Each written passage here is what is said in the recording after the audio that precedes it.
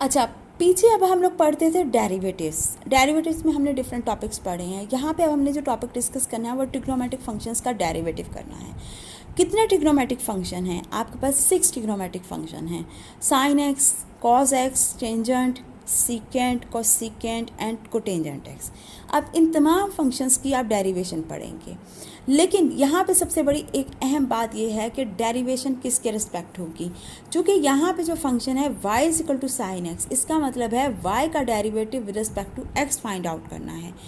इसलिए यहाँ पे dy by D X, sine का डेरिवेटिव जब आप फाइंड आउट करते हैं तो वो cos x आता है। इसी तरह से cos x का जब डेरिवेटिव फाइंड आउट करेंगे तो आपके पास minus sine x and further functions के डेरिवेटिव आपके पास यहाँ पे हैं। लेकिन यहाँ पे सबसे बड़ी इंपॉर्टेंट चीज़ ये है कि आप जिस के रिस्पेक्ट डेरिवेटिव फाइंड आउट करेंगे आप उसका देखेंगे वो एंगल आपके पास कौन सा होगा।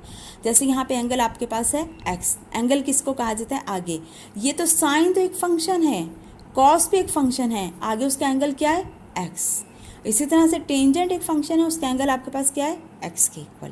ठीक है, यहाँ पे सबसे बड़ी इंपॉर्टेंट बात यह है कि जब हम इनके डेरिवेशन फाइंड आउट करेंगे तो आप देखिएगा को वाले फंक्शन, वो फंक्शन जो सी से स्टार्ट होते हैं, जैसे कॉस फंक्शन, इसका डेरिवेटिव नेगेटिव आएगा। जैसे कोसेकेंट फंक्शन को से हो रहा है, इसका फंक्शन माइनस आएगा, और जो कोटेंजेंट है उसका डेरिवेटिव जो है वो आपके पास माइनस आएगा। ठीक है, बुक में चूँकि डिफरेंट डेरिवेटिव्स गिवन हैं, लेकिन यहाँ पे बाय द फर्स्ट रूल या बाय डेफिनेशन हम इसका डेरिवेटिव फाइंड आउट करते हैं। जैसे y is equal to sine X एक फंक्शन गिवन है हमारे पास, आपने मैथमेटिक्स के 4 टूल्स पढ़े हुए हैं, वही चारों टूल्स इस पर अप्लाई होते हैं। y में जब भी इंक्रीमेंट हम करते हैं आपके पास डेल्टा y आएगा। डेल्टा आपके पास basic representation of the smallest value की है, क्योंकि डेल्टा y का मतलब है स्मॉलेस्ट इंक्रीमेंट इन y। और साइन में इंक्रीमेंट जब होगा तो उसके एंगल में इंक्रीमेंट होगा। यहाँ पे उसका एंगल क्या है? एक्स। एक्स में इंक्रीमेंट आपके पास डेल्टा एक्स आ जाएगा। तो डेल्टा वाई इस इक्वल आ रहा है, क्योंकि आप डेल्टा वाई की यहाँ से वैल्यू फाइंड आउट करते हैं तो वो इक्वल आती है sine X plus delta x minus Y के। वाई आपके पास इक्वल है साइन एक्स के, तो जब वाई की जगह आप यहाँ पे साइन एक्स पुट कर देते हैं तो आपके पास ये वाली फॉर्म आ जाती है। ठीक है, y is equal to sine X चूँकि आप इसमें पुट करते हैं तो आपके पास ये वाली फॉर्म आ जाती है कि delta y is equal to sine X plus delta x minus sine X के।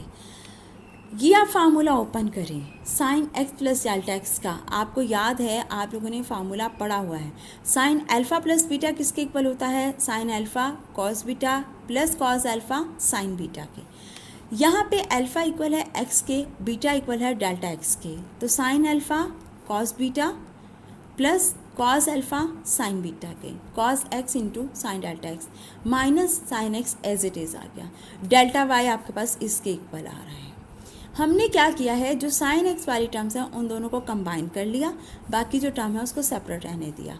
Sign x cos into delta x आ गया, माइनस साइन एक्स आ गया, plus cos x into sine delta x. इन दोनों में से साइन एक्स कॉमन आता है तो आप साइन एक्स को कॉमन निकाल दीजिए, तो कॉस डेल्टा एक्स -1 आ गया plus cos x into sine delta x आ गया। नेक्स्ट डेफिनेशन, चूँकि हम लोग पीछे पढ़ चुके हुए हैं कि increment of the dependent variable को डिवाइड करते हैं increment of the independent variable से। मीन डेल्टा एक्स जो इंडिपेंडेंट वेरिएबल का इंक्रीमेंट था उससे आप डिवाइड करें, तो डेल्टा एक्स से जब आप दोनों साइड पे डिवाइड करते हैं तो sine x into cos delta x -1 over delta x आ गया, plus cos x sine delta x over delta x की फॉर्म आ गई। हम लिमिट अप्लाई करें, लिमिट हमेशा इसकी इंडिपेंडेंट वेरिएबल के अकॉर्डिंग अप्लाई करते हैं।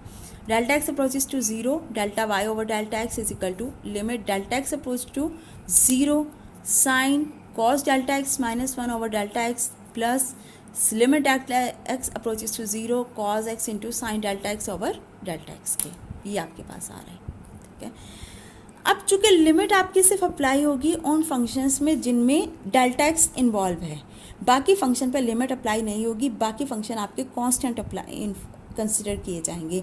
जैसे साइन एक्स में डेल्टा एक्स नहीं है यहाँ पे, तो यहाँ पे डेल्टा एक्स नहीं है तो ये कांस्टेंट होगा, इसके ऊपर आपकी लिमिट अप्लाई होगी। इस फंक्शन की आपकी बात करें तो यहाँ पे डेल्टा एक्स नहीं है तो ये फंक्शन कांस्टेंट होगा, इसके ऊपर आपकी लिमिट अप्लाई होगी।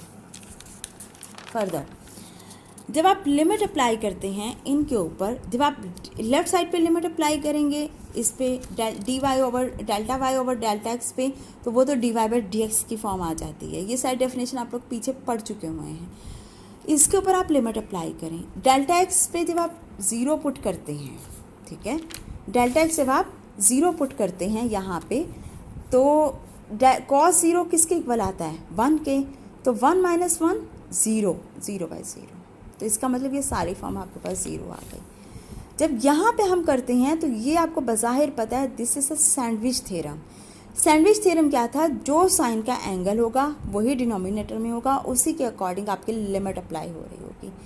तो सैंडविच थ्योरम के अकॉर्डिंग अगर ये वाली फॉर्म आपके पास इक्वल आती है तो ये आपके पास इक्वल आ जाएगी 1 के, तो इसका मतलब cos x इंटू 1 के।